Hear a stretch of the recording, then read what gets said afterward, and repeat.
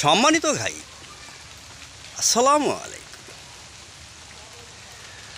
কোনো ডাক্তার যদি আপনার জন্য প্রেসক্রিপশন করে, আর ওই প্রেসক্রিপশনে যদি লেখা থাকে আপনাকে গরুর গোশত খাওয়া যাবে না, আপনাকে ইলিশ মাছ খাওয়া যাবে না, আপনাকে চিংড়ি মাছ খাওয়া যাবে না, আপনাকে চায়ে চিনি খাওয়া যাবে না, আপনি সেগুলো আপনার জীবন দিয়ে হলেও সেগুলো পালন করার চেষ্টা করেন, তাই না ভাইজান?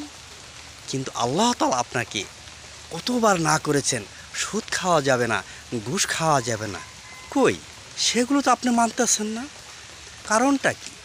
দোষটা কোথায়? ও আল্লাহ না করেছেন সেই জন্য? আল্লাহ আপনাদের কি ক্ষতি করেছে ভাইজান? আল্লাহ আপনাদের প্রতি কি অন্যায় করেছে ভাইজান? ডাক্তার কি আপনার বড় হয়ে গেল? ডাক্তার একবার না করলো আর সব মানলেন, আর আল্লাহ তাআলা কতবার বলল, আপনার কানে ঢুকে না। কারণ কি? আল্লাহ আপনাকে ক্ষতি করেছে কি? আর আল্লাহ যদি ধরেন আপনাকে ক্ষতিই করেছে, সেটা তো আপনি আল্লাহকে বলবেন, সিজদায় গিয়ে, তওবা করে সিজদায় গিয়ে আল্লাহকে বলেন, আল্লাহকে তুমি আমাকে এই ক্ষতিগুলো করেছো।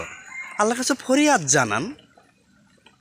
আল্লাহর হুকুম আহকাম কিছুই মানবেন না, অথচ আল্লাহ তাআলার সব কিছু আপনি বহন করবেন। এটা তো মেনে নেওয়া যায় না।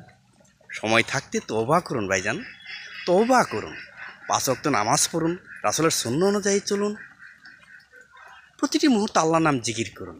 ধন্যবাদ, ভালো থাকবেন, সুখে থাকবেন।